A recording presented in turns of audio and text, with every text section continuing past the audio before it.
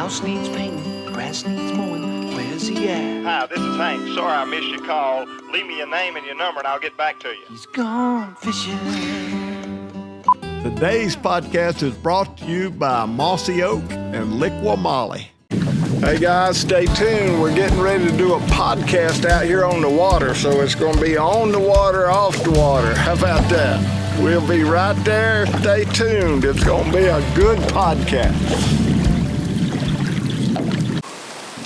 Okay, it's good. Well, here we are. We got an oxymoron going today, Sarah Beth. Go ahead and welcome everybody. Hello and welcome to On the Water with Hank Parker. No, it's off the water, but we're on the water. We are on the water today. That's the oxymoron. We are on the water with off the water. It's the first time we've done a podcast, and I got my life jacket on, and I've got it on because we want to talk boat safety. We've had a couple accidents in the tournaments. In the NPFL on Lake Norman, we had a pro angler make contact with a center console boat with some injuries but no fatalities. And then at Lake Jordan, we had in the Major League Fishing event a couple of weeks ago, we had a terrific, horrible, terrible, don't have words to describe how bad the accident was. Took 3 lives. So tragic, so heartbreaking. And there's been so many comments from different people about the driver, the pro angler. He obviously made a terrible mistake. But I look back at my life and I think, how many times have I gotten excited in a bass tournament and got aggressive and didn't use good judgment? Good logic, yeah. And grace was the only thing that kept me from being part of a horrific accident. And it's just a terrible situation when someone loses their life. It just is so catastrophic you can't even hardly move beyond that. And so 3 different fishermen who was out there innocently striper fishing was ran over by a bass boat that was in competition in the Major League Fishing event. But it ruined his life. The driver of that boat, his whole life, man. And of course, he's going to face charges of manslaughter and reckless driving and too fast for conditions. I don't know what all the charges are going to be. But it's going to change everybody's lives. The family that lost their loved ones, obviously their life's going to be changed, and then the driver of the boat. But I don't think he should be crucified. He made a horrible mistake, and it was costly. Well, yeah, you know, he did the actions, now he just has to pay the consequences of it. I mean, that's how it is. Well, but what are the consequences? And that's my question. A lot of people say, well, they ought to hang him. They ought to put him in prison for life. And I totally disagree with that. As tragic as it is and as bad of judgment as he used, it was just a terrible mistake. And I don't know where it'll go, and I don't know if he'll serve time. I don't know. I'm sure he will. His reckless actions cost people their lives. But how many times have you been putting on makeup and you went over the center line? Right. I mean, come on. We got to be fair. Obviously, it's tragic, but I don't think it's criminal. I don't think there was ever intent. I guarantee he had no intent of hurting anybody. And I tell you, I don't know if you can see, but this is right where my hand is here, is where my 15-inch Solix is sitting on the dash of my boat. I often run with maps. Maps have made boating safer. But at the same time, if you're short in stature, this could cause a problem. Right. Restricting your view. Can't see. 2, if you're running in the fog and you're paying more attention to your your electronics than you are looking in front of you, that can cause an accident. And I don't know that that's what happened, but that very well could be what happened. And so it's so important to be able to concentrate on what's in front of you. And also, I have my unit set up exactly like I think it's the safest it can be. All I have to do is look down and look up, look down and look up. I honestly don't have to turn or reposition my head to be able to see my map. And that is critically important. And that's why they restricted the screens. A lot of people say, well, they did that to save costs, but both Major League Fishing and Bass restricted it at 50 inches of screen because there were so many double stackers going up with 15 and 16 and even 24-inch units that it was restricting what you could see. And so they put that rule in place to keep somebody from having an accident, and here we are. You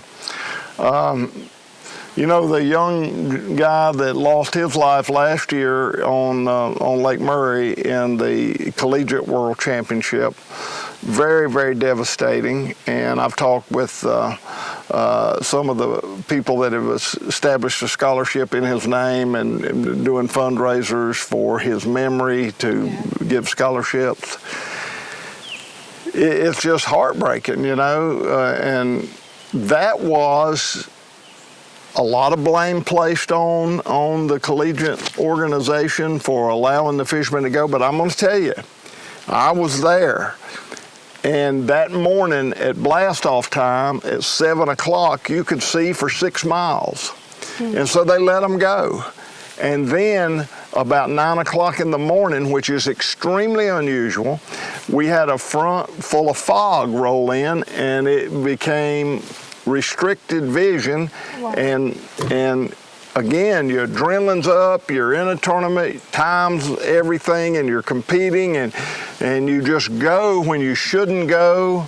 And a young man lost his life. Now here we go again. Foggy conditions. It may have been clear on the main lake when the tournament officials decided that it was good to go. And then as time went on, and you go around the next curve or the next bend in the river or the lake, and all of a sudden you hit a fog bank. You can't always know. I remember the 1983 Bassmaster Classic on the Ohio River in Cincinnati. We all sat there. It's 15 of us in each flight. And so, you know, they quit the 250 anglers, 125 boats shooting a shotgun and everybody taking off. That's the way it was in the old days. First 15 or 20 or 30 bass tournaments I fished, not BASS, fishing tournaments that I fished, it was a shotgun blast-off where we'd all line up. There'd be somebody over here with an 85 horsepower. There'd be somebody over here with 150 horsepower. Man, you know there's going to be a lot of difference in the speed, but yet we're all out there in a line. First one I ever fished, I had a 40 horsepower outboard. There were guys behind me that had 115s, 125s, 135, and I got a 40. Man, they flew by me. I mean, water coming in, I'm rock and rolling, I'm scared to death. So they stopped all that. But in 1983 at the Bassmaster Classic in Cincinnati, Ohio, we all sat there. And the tournament director would not let us go because he felt that it was unsafe. All of a sudden, it got clear as a bell. Clear as a bell. And so I can't remember if it was Dewey Kendrick or Harold Sharp in '83, but they said, all right, guys, get your life jackets zipped up tight, get your kill switches hooked up. We're going to go in 5 minutes. It was as clear as it is out here right now on this lake that we're sitting on. And so they shot the gun, we all took off. There's barges on the Ohio River, big tugboats pushing barges. So we go around the bend, and the next bend, and it is a total fog bank. You cannot see your hands in front of your face. Well, I got boats running beside of me, I got boats running behind me, and I've got boats running in front of me. It's 15 of us all went off together. So here we all are. That was grace that somebody didn't get killed. It was grace I didn't run over somebody. It was grace somebody didn't run over me. We were caught in a bad situation. And I take my hat off and I'm waving and doing everything I can for the boat behind me to see, but he can't see 10 feet. So I'm doing all I can to keep from getting run over. Wow. And I stopped. And I could hear all the other boats shutting down or stopping. Nobody's running. And about that time, we hear a foghorn from a barge, and straight in front of us comes a huge barge right down the river. Not one of us hit the barge. The barge didn't hit us. Thank No goodness. one got hurt, but we could have all been killed that quickly. And you could say, okay, let's prosecute Bass. That was bad judgment on Bass's part. They should have. But hey, it was clear as a bell. Well, that's a part of weather. Weather is unpredictable. You know, it can come in and come out. I mean, no weather prediction is 100%, and that is a proven fact. Well, and that is what has taken place in these two events where both of these tragic wrecks took place.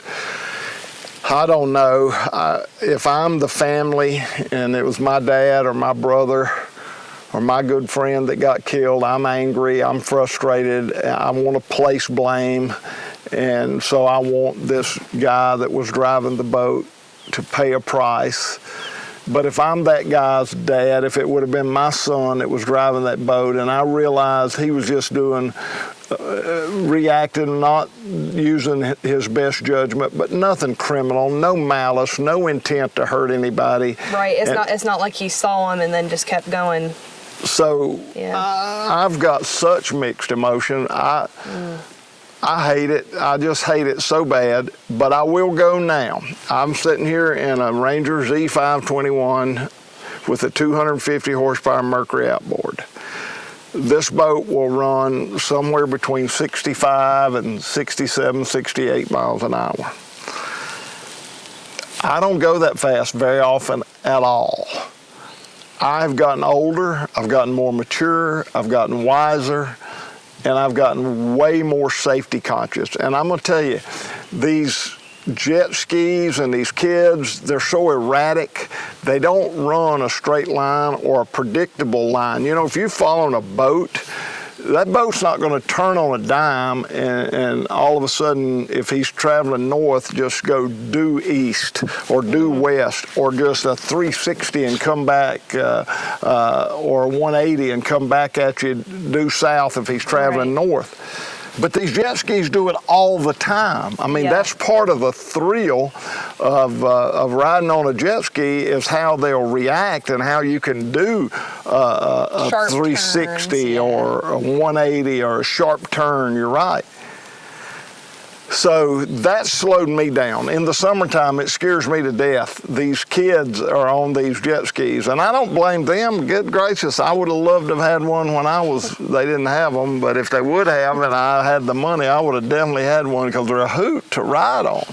So I'm not faulting the kids that ride jet skis or the adults or anybody else. I'm just saying it's caused me to slow down and be more cautious because they're erratic. They're not predictable. Right. And so you have to be very cautious. And in the summertime, they can come out of nowhere. You're riding down the lake on a beautiful morning at 9 o'clock in the morning. You can see, but all of a sudden out of a cove comes a jet ski at 90 miles an hour. They fly. They fly. I've seen that. Even some of the tubing boats and stuff, like some of them when they sling around and then the tube goes around, you know, that creates a pretty wide width. But I think a lot of people have the mentality of it will never happen to me, or that happens to other people, it won't happen to me. I know. You know, it can happen in the blink of an eye to anybody. It can, and it did, and it's tragic, and it needs to be talked about. Do we need to put speed limits on? Do we need to to be more cautious. Some of these bass boats, I've said it for years, they go too fast. 80 miles an hour on the water is fun and thrilling when you're young, and I would have done it in a heartbeat, so I'm not throwing rocks because I do live in a glass house. The fastest I could go, that's how fast I wanted to go. Yeah. And I worked on my boats, and I did everything to go as fast as I could go. Now I got a boat that goes faster than I want to go, so I don't go that fast. Yeah. And the reason for it is I'm older, and the thrill of going fast and the danger outweighs the thrill. It's not worth it. Yeah. It's not, and so. I don't know if we're going to have to start restricting speed. Horsepower, Ray Scott kept it at 150 horsepower at BASS. And even when the outboard companies started making bigger outboards and they wanted Ray to up the horsepower limit, he wouldn't do it simply because he felt that it was not safe. Well, and it's not necessary. I don't feel like it's very necessary to go that fast because at that point you're just endangering yourself. Well, if you're going across Lake Ontario, Lake Erie, one of the Great Lakes, even Lake Okeechobee or Kentucky Lake or Barkley or some of the big lakes that we fish in this 21-foot heavy Ranger boat, that 250 horsepower outboard can save your life. Jumping waves, being able to have the power when you're down in the swell of a wave to get this boat to respond. If I were under horsepower and I got in a bad situation like that, it may end up costing you swamping the boat for not having adequate horsepower. So you got to have that torque, you got to have that power, but again, you can back off. You can go 55 miles an hour. So it wouldn't hurt my feelings if Major League Fishing and Bass and all the rest of them said, hey guys, during competition, during official practice, 55 miles an hour is going to be our speed limit. Would that maybe prevented what happened? I don't know. But it's a possibility it can prevent things from happening in the future. 55 is fast enough. We've all got electronics. I got GPS, speed over ground, SOG. It gives me how fast I'm going, and it's so incredibly accurate off of GPS. I can go 55 miles an hour. That's not a problem. So maybe that's a good idea. Yeah, I could see that. You go 55 leaving your driveway. Yeah, sometimes it depends. She got a little Mini Cooper. She got a little Mini Cooper. No reason she don't go 90s because it won't go that fast. That Mini Cooper's busted anyway. Can't hardly go 30 miles per hour anymore. The old Mini Cooper's seen its better days. But there was a time that old Mini Cooper, you had that thing rolling down the highway now. I sure did. Admittedly. We got to back her down. You get wiser as you get older and you get more cautious. And I think we need to start looking at, okay, we got a bunch of young kids and they're smarter than I was, but that ain't a lot of bragging rights, to be honest. And they're probably a lot more mature than I was. And again, that's not very big bragging rights. It's not saying a lot. No, it's not saying much at all. So I think we'll just leave it at so tragic, so disappointing, so heartbreaking.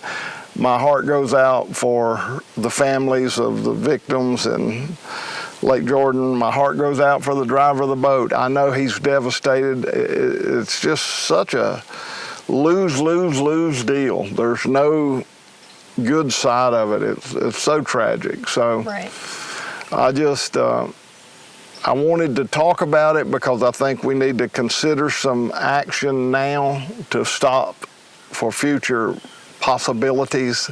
Let's maybe look at doing a speed limit, get everybody woed down to 55, and let's think about maybe the tournament directors, they check your kill switch to make sure you got a kill switch hooked up and a life jacket. And I'm wearing my life jacket because I think every time you run your boat, and I do this 99% of the time, And I used to do it 100% of the time, and I got a little bit slack, but I'm going to go back. I'm going to make a pledge to everybody. I'm going to wear my life jacket. Anytime my big motor's running, I'm going to put my life jacket on. I'm going to hook my kill switch up.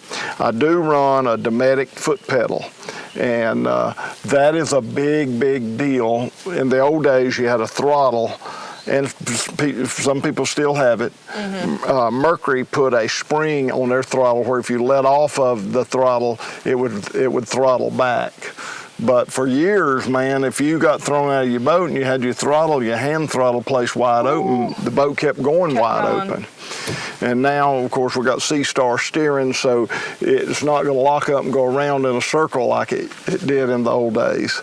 But it could. Even now, if you hit a bunch of boat waves, it could keep gradually turning until it locked and you're out there and it can run over you. So wear your life jacket and wear your kill switch. I had a friend of mine that fished tournaments, and he never did. The only time he ever wore his life jacket, and we didn't have these Mustangs and these great life jackets today that are cool. We had the Type A life jacket that was very, very hot, and he wouldn't wear his life jacket. And one day he and I were fishing together, and every time we'd take off, I'd put on my life jacket. He said, "Do you do that even in the summertime?" I said, "I do it all the time." And I'm gonna tell you, one day, if you do not wear your life jacket and have your kill switch, one day you're gonna have an accident. And it's not going to be good. And you're going to wish you would have worn your kill switch and had your life jacket on. He told me later, he said, "You know, after you said that to me, it really resonated." And I started thinking about that, and I decided I'm going to do that. He does it, I'm going to do it. And he said, I started wearing my life jacket, and it wasn't 3 months later, I came out of a cove, I'd put some sunscreen on, and my hands were slick, and I came out of a cove and the steering wheel slipped out of my hand. It threw me out of the boat. I went all the way across the boat into the water, cut the motor off because I had my kill switch connected and I had my life jacket on. I swam back, got in the boat, hooked everything up, and went on fishing. Right, but if you did not, you would have gotten ran over. Good chance he would have been killed. That's terrible. Really good chance. He said, I was in the middle of the lake. It was on Lake Norman.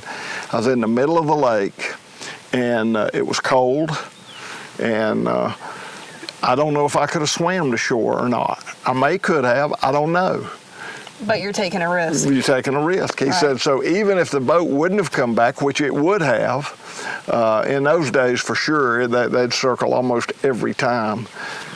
I'd have been in a mess, but as a result, I had my kill switch on, I had my life jacket, I swam back, got in the boat, cranked up, spent the rest of the day fishing. That's so scary. And I know you said you've gotten into a boating accident before where your boat ended up in a tree. Well, I've had 3 different times in my life I've been thrown from the boat in the water. One time, in the old days, it was my second boat ever. And I was at Lake Wateree in the spring of the year, and in the old days, and that's why people say, boy, you brag on C-Star all the time. C-Star steering is so incredible. It's so safe, and it changed everything. It's standard equipment on a Ranger, and man, it's power steering, but it's safe, and it's dual steering. And before we had those old single cables, and I had a cable brake. And when the cable braked, the engine went all the way to the right, and it threw me out so hard that it took my life jacket off. I wore my life jacket too loose. It took my life jacket completely off. And then I was in red, muddy water. I didn't know which way was up. Oh, I didn't know. I'm swimming. Yeah. And I'm panicked. Yeah. And I realized I don't know which way's up. So I just stopped. Let yourself kind of float. And I started floating up. My bubbles was coming out of my nose, and I could feel it on my forehead. And so I swam to the surface, and everything was fine. But again, that could have been a terrible accident. It could have been death. And my boat was running around and around and around, but it went about 200 yards down the lake before it started circling. Oh, you got lucky though. Yeah. 100%. You got Yeah, lucky. it was grace. I don't believe in luck. I believe God's in control. I believe when we're spared from doing stupid things, it's grace. And how many times have I been spared? How many stupid things have I done? Woo. My guardian angel, I fell out of that tree back in September. My guardian angel is so looking forward to me getting to heaven where he can take a break. He has been working overtime since I was a kid. Golly, bum. You scare everybody. But we talk about stories, and I wanted to touch on safety, and I wanted to give my deepest sympathy to all the people involved, especially the families that their loved ones lost their life. And it's so wrong, it's so unfair, but life is wrong, life is unfair. It's just something you never prepare for stuff like that. It's just a hard topic to even address, but I wanted to do it, and I want to talk about boat safety, and I want to remind everybody, whether you're fishing in a tournament and it's a rule or not, even though the states require you to have a life jacket, very few states require you to wear it. I live in South Carolina, you're not required to wear it. I'm saying wear it. Anytime you're running, wear it. Anytime you feel that there's too much boat traffic on the water and you could be the guy that gets run over, wear it. Yeah. Wear it. Put it on your kids, make sure. And people say, well, I don't like these suspenders. They're automatic. But I'm going to tell you, Ray Scott, this is a Mustang. Ray Scott endorsed the ones that were called suspenders. Mm-hmm. And I think Stearns ended up buying them. But Ray wanted to demonstrate in his swimming pool at Pentlyle, Alabama, how they worked and how much better they were than the vest we were wearing. Mm-hmm. And he said, you know, Hank, until I started working with suspenders, I did not realize that these life jackets that I've been mandating people in my bass tournaments to wear float you face down. Ooh. If you get knocked out, a type A life jacket, the vest I wore my whole will float you face down. These things blow up around your neck. They hold your head up. If you get knocked out, when this thing pops out, it holds your head up. Mm-hmm. It doesn't float you face down. They're the safest life jacket. Now, they're pricey. They're very pricey, but they're worth it. You'd say you get what you pay for with that one? Well, with this one. I don't think that with everything, but yeah, I do with this. You really, they're cool, they're comfortable, they're not bulky, but the main thing is the way they float you. The way they float you. Important. So now that we've talked about boat safety, slow down, always be aware, keep your eyes in front of you. If you're looking at your electronics and looking at your map, which everybody does, and that's fine and that's safe as well, do it at a slow speed where you can look up and down. Don't do it while you're running 70 or 80 miles an hour, all that crazy stuff. Slow down where you can look in front of you and glance down, glance up. Don't concentrate on the screen. Concentrate on what's in front of you. Right. Be aware of your surroundings and stay safe. That's important. Sure. So that is our safety tip of the week. Now, we got all kinds of questions, man. I said, man, tell me the story of the first tournament you ever fished. Tell me about your first tournament. Well, the first tournament I fished, I talked about it earlier, I had a 40 horsepower Gale Sovereign outboard on a Southern Star bass boat. I was 16 years old. I was at Lake Norman. I was so wet behind the ears, I didn't have a clue what I was doing. I got out there and they shot that shotgun boats. I was in fear of my life from the time I started until I weighed in, man. Boats flying by me, bumping the side of my, oh Lord. And I caught about a 2.5 pound bass on the first cast. Wow. I never got another bite the rest of the day. But I caught a 2.5 pounder on my very first cast. And I never did get another bite. But that was my first tournament. My first national tournament was at Santi Cooper. And I fished with Randy Horn, Randy Osteen, and myself, and we all roomed together. And we were staying in a little cabin at Pax Landing up in Remini, South Carolina. And the stove was a gas stove. And we had cooked some hot dogs or something that night for supper, and somehow we ended up, the fire went out, but the gas stayed on. Oh. So when our alarm clocks went off, nobody woke up. And so it was, we were going to take off at 7 o'clock, and we were in Remini, and we had to go to Bell's Landing, 30 miles down the road. When I woke up, it was after 7 o'clock. And of course, I didn't know that the gas was on. I didn't know that that's what the problem was, but I couldn't hardly wake Randy Osteen or Randy Horn up. I finally got them woke up, and I think Randy Horn may have been the one that realized that the gas was on. And that's what had us so knocked out. Something wasn't right. Well, y'all got, whew. It was crazy. So I left in a mad panic. I'd gotten all my rods and reels. I'd carried them in the house.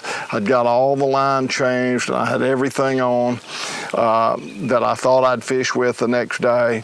And my partner was David Snyder. David Snyder is a fisherman from North Carolina. He's a great fisherman and a great guy. And I had drawn David for a partner. Well, again, we took off at Bell's Landing, and knowing my partner's not going to be sitting there waiting on me at 9 o'clock in the morning when I was supposed to have been there at 6:30. I was going to meet him at 6:30. Well, I get there at about 10 till 9. He's standing on the ramp holding all his fishing rods. He's ready to kill me, and he should have killed me. I should have handed him a gun, just let him shoot me.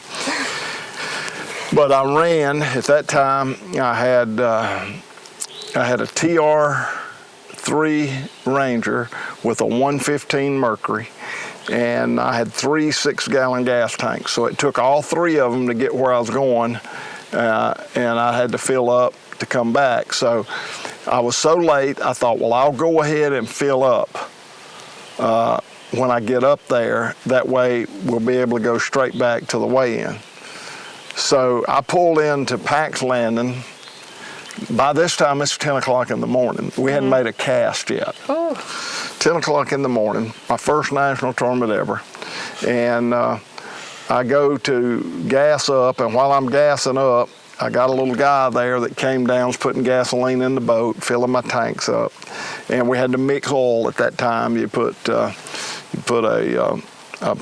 pint of oil, 6 gallons of gas. So he's taking care of all that, and I'm watching that out of the corner of my eye because I'm very self-conscious, because if I get my oil mixture wrong, I could blow an engine. So I'm was always aware of my 50-to-1 oil mixture. Yeah. So I'm kind of watching it out of the corner of my eye. At the same time, I'm gonna get all my rods and my reels, and I'm gonna make sure that all my knots are good. And so I go in my rod locker. I don't have any rods. I left all my rods in the house. Oh. So I don't have any rods. I don't have any lures. I don't have anything. So I asked the guy at Pax, I said, y'all got any rods and reels in there? He said, not what you'd use. We got some striper rods, but we don't have anything to fish for bass. And I said, I think when I was in there the other day, I saw a rod in the corner that had a spinnerbait on it. It was a bait casting 5.5-foot pistol grip rod. He said, that belongs to Joe Pack. I said, Joe's my buddy. He'll let me borrow it. You just tell Joe Hank Parker, bring me that rod, because I couldn't get out of the boat. That was the rules. So I got that rod, the only rod I had. And it had a Zorro aggravator on it, and I had one more in the boat. That's all I had. Wow. And so it was probably noon before we started fishing. I had to jump logs. I went back in a place called Broadwater up in the Sparkleberry Swamps, and I got up in there and started fishing at noon, and I had about 28 pounds of fish by about 2:30. And so we had to leave, jump logs, getting out, and came back, and I was in second place after the first day. Wow. I was in second place. So then the next day we had giant waves, 35, 40 mile an hour winds, and they held us. They held us because it was lightning. They held us till about 10 o'clock. So now in those waves, it's going to take me to probably 1 o'clock to get where I'm going. I got to get gas, and then I got to leave up there at 2:30 to get back for the weigh-in. So I didn't think it was worth going, so I just fished around, and I caught 3 fish, and I took the lead of the tournament. Wow. I was leading it going into the last day. And the last day of that tournament, I caught a giant string. I had them really good. And I saw Randy Horn about 1 o'clock. And I remember we had to leave at 2:30. And Randy had a limit that weighed about 20 pounds. And he ended up weighing in about 40 pounds. Right. And he beat me by 2 pounds. Ooh. I ended up finishing second. Randy won it. And he said when I left him, he had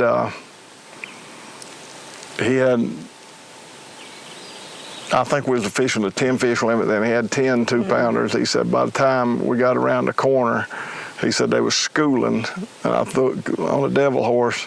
I ended up catching all 4-pounders. Wow. So he ended up with he ended up with like 45 pounds. He ended up beating me 2 pounds. So that was my first national tournament. I didn't get started till noon the first day. We almost died from being poisoned from propane gas, and just crazy stuff. But that was really my first ever national tournament, and it wasn't a pro tournament league that sponsored the tournament. It was Santi Cooper country, I believe, and all these different marinas, but there were like 9 states represented. And so it was for sure an international tournament because there were 2 guys there from that talked like they were from Australia. I don't remember where they were from. So it was a real deal, man. And I finished second and won. By the skin of your teeth, too, Yeah. nonetheless. Okay, I got a question for you. Did you actually know the guy that you borrowed the rod and reel from, and did you return it? I did return it, and I did know Joe Pack. Okay. Joe's dad owned Pack's land and JB Pack, and so Joe didn't care at all. So no, I did return it, and Good. it was Joe's dead and gone, and I really appreciate him, everybody, but it was a piece of junk. Man, it was a piece of junk. Had 25-pound flat line on it. It was the hardest thing I ever tried to cast, you know. And, oh, it was aggravating. So, It but got you through, though. hey, man, without it, I wouldn't. David Snyder fishes all open-face spinning reels, so he had all these big Alcida open-face spinning reels with 12-pound test line. So I would much rather have that 25-pound flat line and that 5.5-foot pistol grip than I had a 7-foot spinning rod for sure. So That is one thing I do like about you. You're so hard-headed, you're not going to quit. Nothing that throws your way. You're not going to quit. No, not going to quit. And that same lake, now that's amazing. That was my first tournament. I guess I'm the only guy that officially total lost 2 bass boats in one tournament. We had a national bass tournament there, and Roland Martin and I were in a shootout for Angler of the Year. We were tied when we went to Santi Cooper, and the last tournament was on Lake Wiley. So Lake Wiley was my home lake, and Roland had grown up guiding on Santee, so Santee was kind of Roland's home lake. So the last 2 tournaments a year, one's on Roland's home lake, one's on my home lake, and we're tied going in.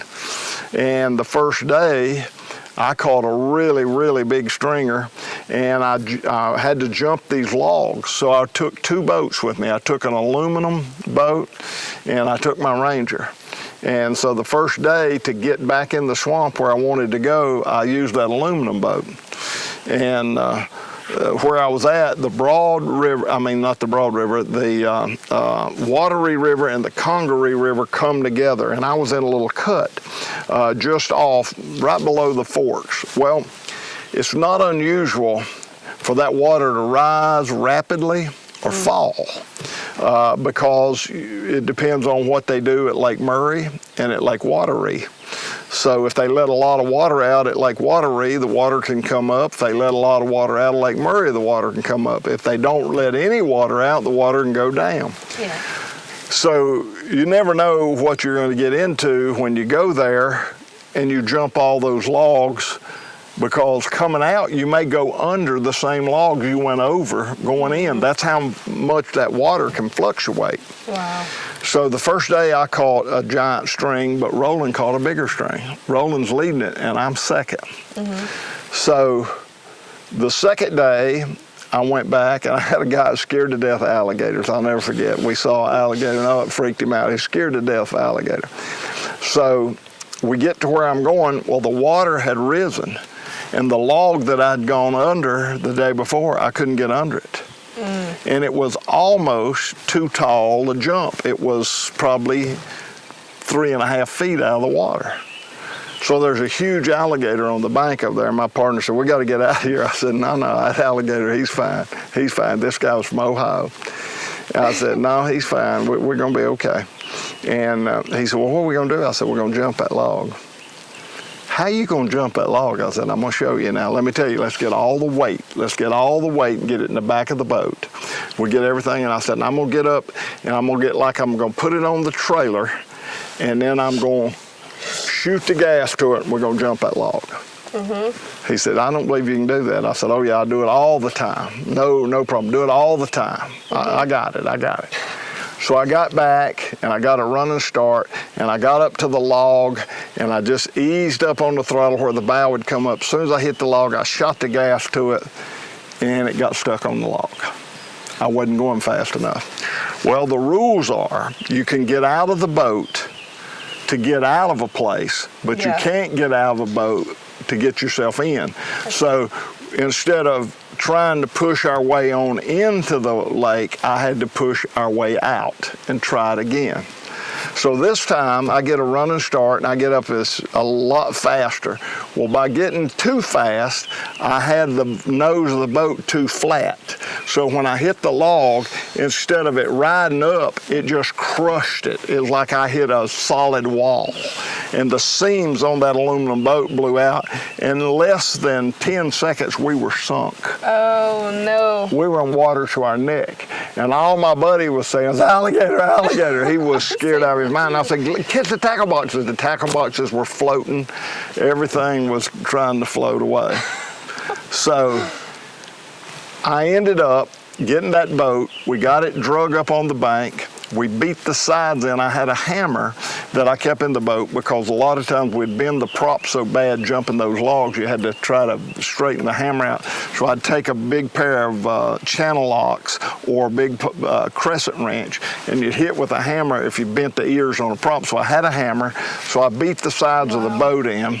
And we had some rags in the boat, and so I've got it where you couldn't go fast, but you could get on plane. So I ended up going back and tying the boat, to keep it from sinking, I took a rope and I tied the front end under the trestle, the railroad trestle. Okay. And the fish were schooling off the pilings. They weren't big fish, but they were keepers. So I tied up under that trestle and could keep the boat from sinking. Well, we stayed too long. It took me too long to get a limit. And there was a guy named Joe Avens, and he was in the tournament. And my boat, I was trying to go too fast, so we were going to sink. I had bilge pumps running, it was a mess. So I got a ride in with Joe Avens. And I ended up, Roland came in with a huge bag of fish, and his bag burst. and he had an 8-pounder fall back on the dock and fall back in the lake, and he still had 30 pounds. So now Roland, I had a small limit, maybe 16 pounds. So now Roland's got a 14-pound lead. So I don't know what I'm going to do, man. I'm in trouble. So you go by points. That was a national bass tournament. So you go by points. So Roland, now he's got the lead. And so the last day's coming up, and he's caught a big stringer every day. And so a buddy of mine who tried to get to where those schooling fish were the day before, which is all I got going for me now at this point of the game, because I can't get my big Ranger into that creek where I wanted to go, where I tore up the polar craft. So this guy, I know he's going to try and beat me to the trestle. Well, I know a shortcut. I can cut through the flats. It's very dangerous, but I can save 15, 20 minutes, and I can beat him. So I cut through the flats, and when I'm going through the creek at Jack's Creek, I ran through a little patch of alligator grass when I was swinging wide, and I'm doing about 45 or 50 miles an hour. And so when I get to the cypress trees, I'm going to turn. Well, it don't turn. Oh. It don't turn. I mean, I turned it as far left, and it didn't turn. So I went right up between those cypress trees, and the nose of the boats pointed, so it went in between them, and it just climbed it. It went like 16 feet in the air. Oh, they had to man. take chainsaws and cut one of the cypress trees to get us out of the tree. I could just see them. They walk up, and I could just see everybody stop and just look up at the tree and look at you. There was How two in the guys. world? There were two guys fishing, and they said, "I heard them hit. I know they got to be here somewhere." And they was looking, and we was up in the tree. And finally, one of them said, "Oh my God, there they are up in the trees." We were 16 foot out of Santi Cooper up a tree. I wonder if you're the only person that's ever said that they got their bass boat stuck in a tree. I don't And know. lived. I doubt, seriously, I'm the only person, but I'm the only person that ever did it 2 days in a row and total lost both of them. Did you really? Oh, yeah. I've heard the first story, Oh, but yeah. I didn't know you did it twice. Oh, yeah. Oh, yeah. I tore the polar craft up. I busted all the seams out of it. It was shot. Now, we saved the motor. And the Ranger, they did repair the Ranger. When I went in with such force. I'm doing 50 miles an hour, and I ran between two trees. It wasn't that wide, so it just crushed the sides. Yeah, how'd y'all not get flown from that?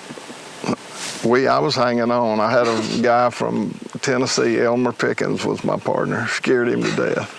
He said, "You're crazy. You're so crazy." I said, "You're right. I'm an idiot. I need to be put in a Nerf hospital and bars with Nerf on them to keep me from getting hurt." But anyway, that was I think they're liable for compensation. After, have you ever ridden a boat with Hank Parker? You were liable for compensation. Yeah, I had a couple people tell me that from time to time. But the good thing is the statute of limitation has run out. You cannot prosecute me for being ignorant and stupid and crazy. It's just part of it. But that's what you do when you're in competition. Your adrenaline gets up, you don't use your best judgment, and you go for it. And man, I was trying everything I could do to win, and it was so important to me. And you just get too aggressive, and sometimes you don't use good sense. I've always been immature. I've always been. From the time I was in school, you know, I didn't get it like other kids got it, and so I wasn't the smartest guy in the room, and I certainly wasn't the sharpest knife in the drawer, and made a lot of mistakes. But those tournament days are pretty crazy. And then I'll tell you, we had a World's Fair tournament at Loudon on the Tennessee River, and matter of fact, we weighed in. I think we weighed in maybe at the stadium where Tennessee. No, we didn't. No, we didn't. That was a different deal. We weighed in down next to where Tellico and Fort Loudon split. They're two lakes. You can go up Tellico or you can go up Fort Loudon. And I went way up Fort Loudon, all the way up to the University of Tennessee in Knoxville. But that tournament, I was running under a bridge. They made Sea Ray boats, had a manufacturing facility there. And so every day I ran under a bridge. And that bridge, it almost hit the top of my head. And so I'm running up through there, and I see logs floating. I hadn't seen them. This was a 4-day event, and this was the 4th and final day, and it was a Saturday. And there were logs floating.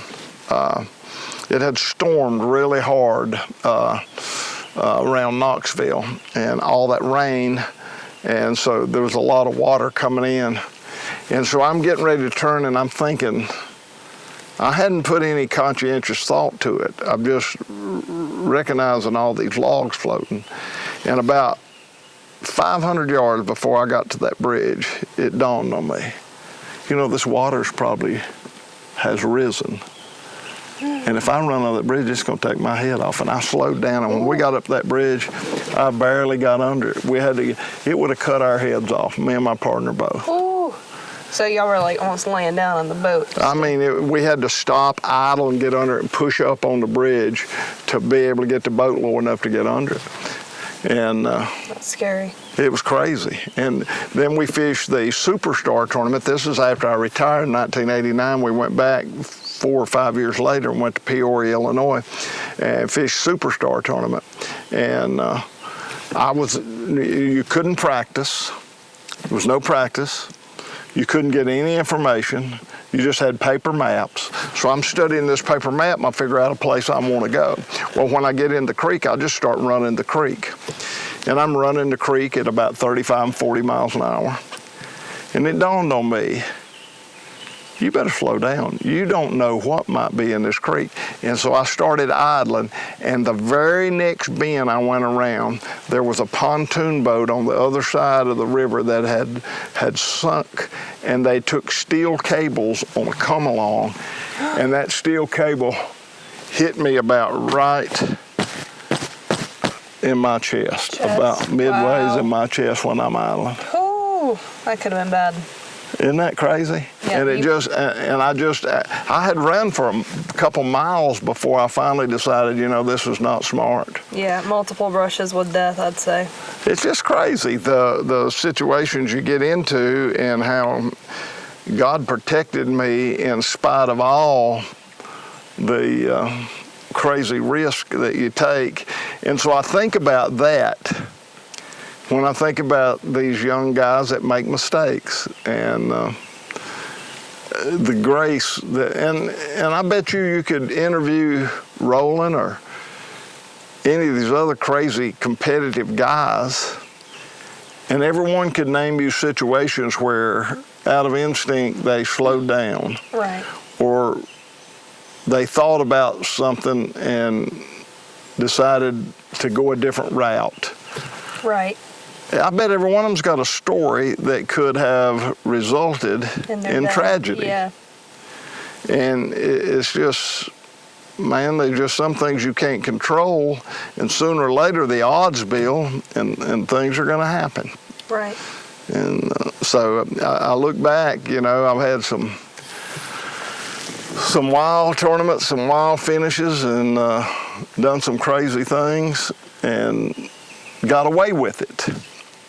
But you don't always, and sooner or later the odds start stacking up. And unfortunately, a buddy of mine, Jimmy Atkinson, we were on the Hudson River in New York, and I had run around these same barges. I'd ran right beside of the same barges that he ran, and just out of nowhere, he's running down beside of these barges, and one of them powered up and came right out, and he ran into it and lost his life. And it could have happened to me. It could have happened to 50 other guys. It just timing, and it cost him his life. And sad. I think about, golly bum, how many times have I done that? And I never did it again. You learn lessons, and lessons you learn, you don't forget them. Absolutely. We talk about, I'm going to talk about a good story now. And I've probably told this story a time or two. And the reason I'm doing this, the reason I'm telling these stories, is we ask people to write in. Tell us what you want to talk about. Ask us questions. And we've had so many people write in and say, I don't want to ask a question, I just want you to tell me some more stories. Yeah. Tell me about the way it was when you fished tournaments. And the happy ending story for me is we were at the Potomac River, and Roland and Ricky Clun were arguing like two little schoolboys on who's the greatest fisherman alive. And Ray Scott said, I'll tell you who's going to go down in history as the world's greatest fisherman, and that's the guy that wins the Grand Slam. Well, I didn't know what a Grand Slam was, nor did anybody else. I looked at Ray like he had two heads. I said, what is a Grand Slam? He said, that'd be somebody that wins every tournament we got. It'd be a qualifying tournament, it'd be Bass Angler of the Year, it would be Super Bass, and it'd be Bassmaster Classic. Well, I'd won 3 of the 4, and I was the first guy, by the way, that ever won the Classic and Angler of the Year. Nobody had ever done that. And in 1979, I won the Bassmaster Classic. Then in 1983, 4 years later, I won Angler of the Year. Now, Mark Davis did it in the same year, which, go Mark, congratulations, that's awesome. But I had done that, and I had won 3 of the tournaments, but I had never won the Super Tournament. Well, they only have one a year, and so and they had only been doing them since about maybe 84. Maybe 82 is when they started the Super Bass Tournament. So they'd only been doing it for 3 or 4 years, and I had never won one of them. Larry Nixon, golly bum, Nixon won like 5, and they were big money, you know. Wow. So I wanted to be the first guy to do that. I thought that'd be cool, man, to say, hey, I'm a Grand Slam, I'm the only Grand Slam in bass, you know, I mean, just a title. So it was at Lake Lanier, and Gary Klein, he jumped out in the lead. And the last day of that tournament was a 4-day event again. And the last day of that tournament, I came in with the biggest bag of fish. And you know Ray. Ray would just hoop and holler. He'd get the crowd worked up. He was such a showman, so great. He was so great. And he got everybody all pumped up. Hank Parker, Denver, North Carolina, the biggest string of the tournament. Man, come up here, Hank, let's hold these fish up.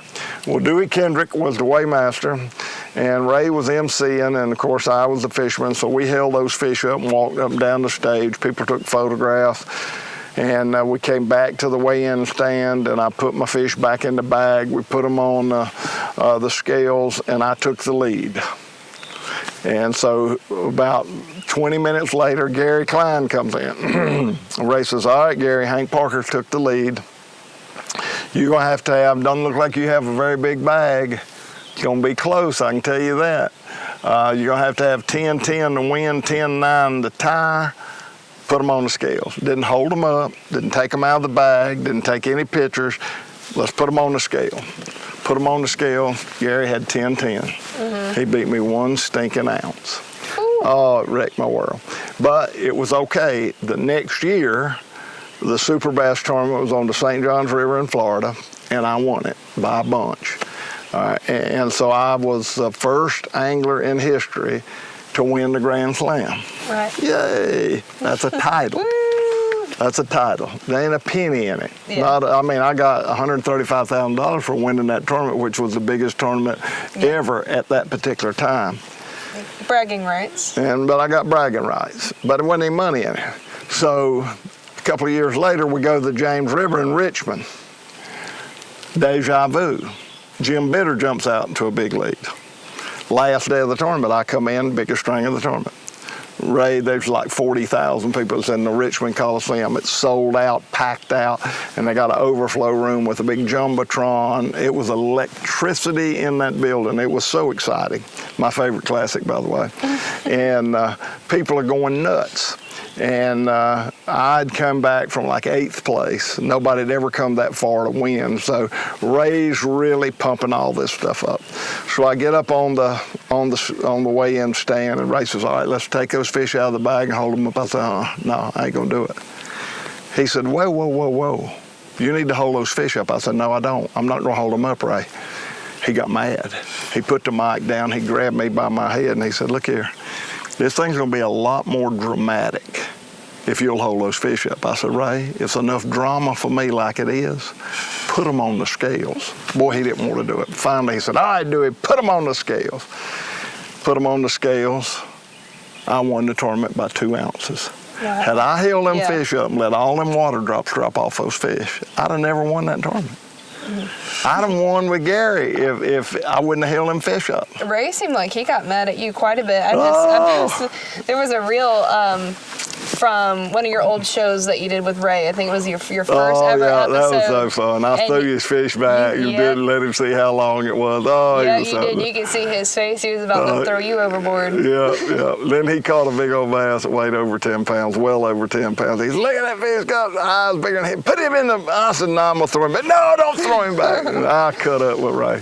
That's so fun. I miss Ray Scott, boy. I tell you what a great guy he was. And friends, you know, you go through this life. I look back, and normally we do this podcast in my office where I got trophies and things that I look at. It's the first time we've ever done one.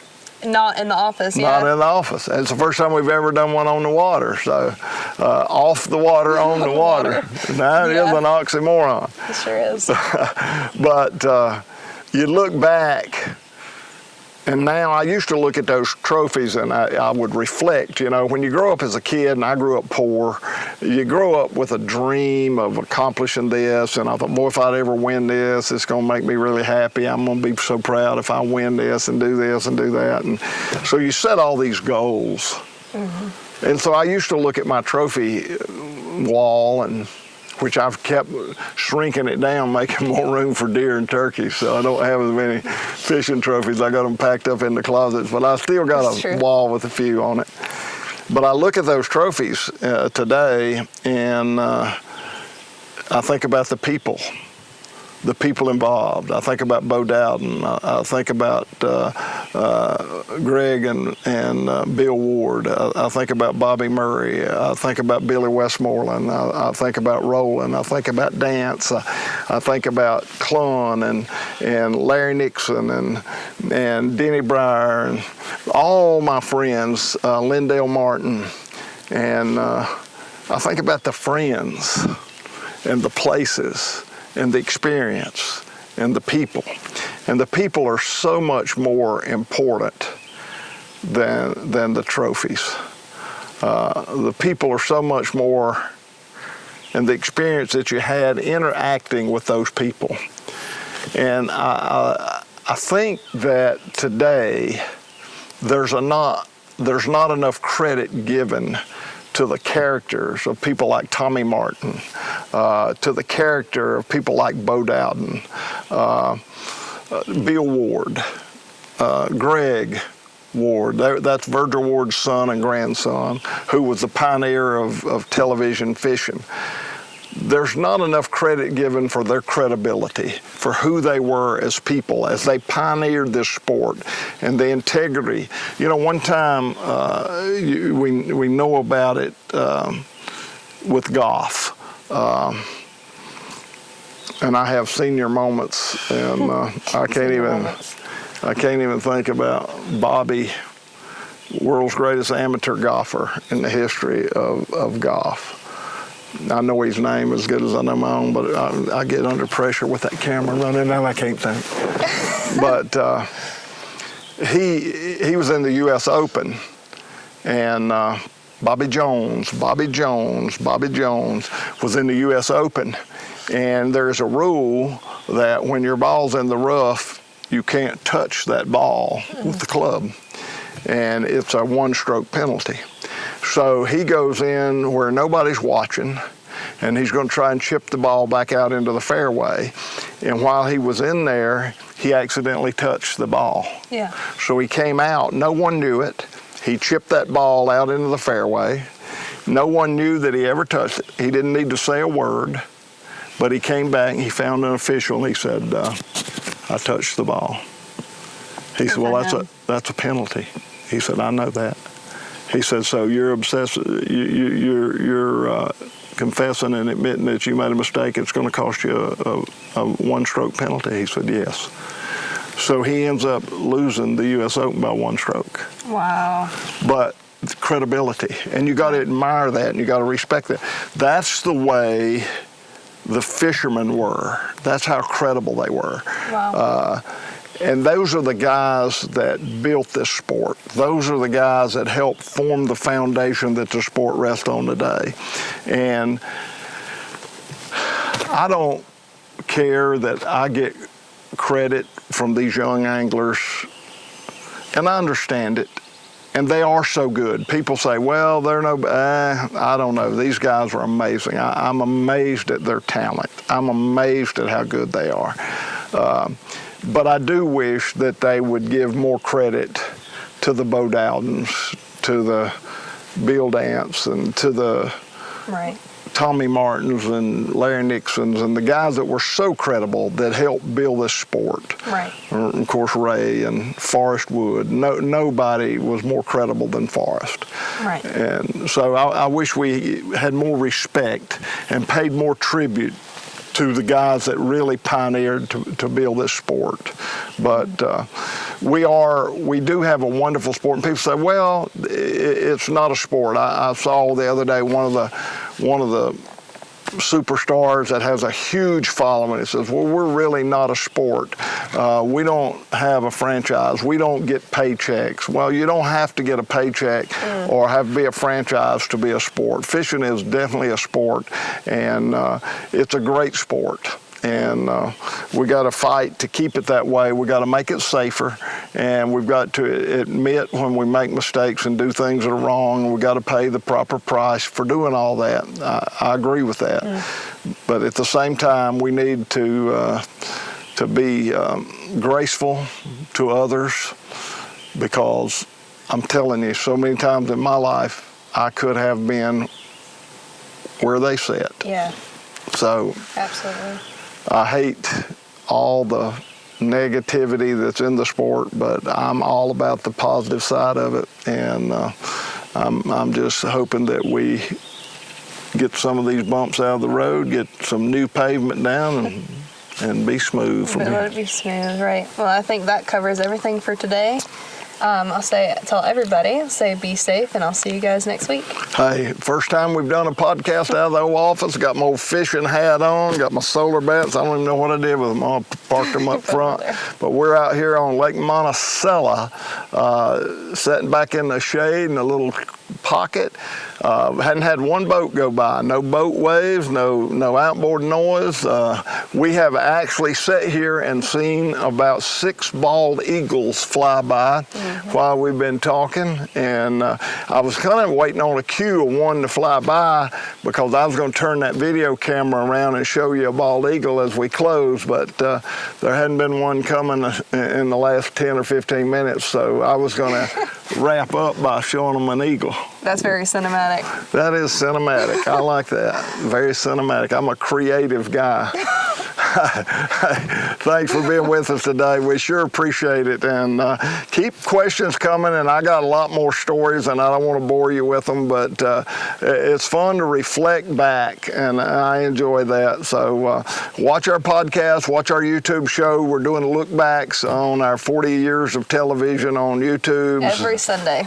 Every Sunday now. We got a schedule going. So every Sunday we're going to do a look back of one of our old shows. We just pick them at random. Sarah Beth picks them, 40 years worth of them, so she got a lot to pick from. I do. I got a lot to go through. A lot to find from. So you already told them goodbye. It's up to me now. It's your turn. Thanks for being with us today. I look forward to next week. God bless you. I'm Hank Parker.